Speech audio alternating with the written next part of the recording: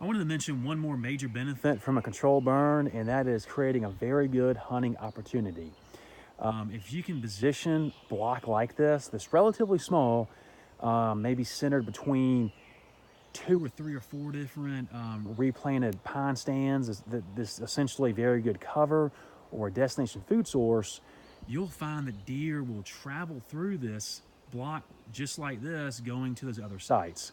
I know a lot of people might look at this open area and think no way they'll ever see a shooter buck mill through this, but you absolutely can.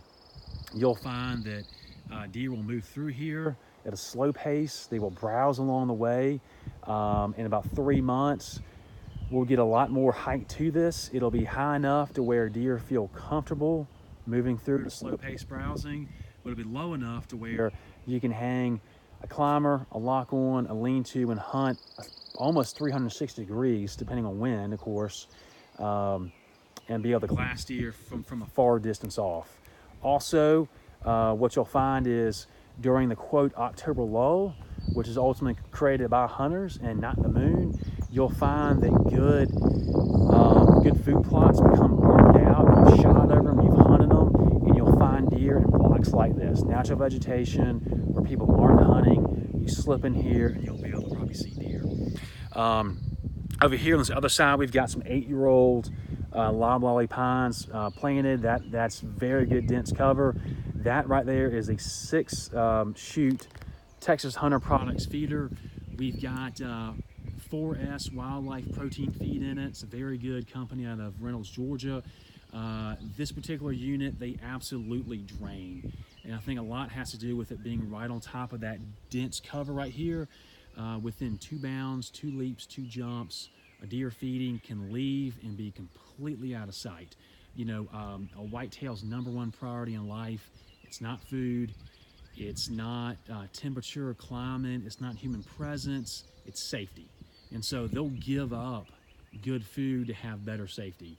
I've experimented with these larger feeders. I like them because you don't have to fill them up as much as some of the other ones.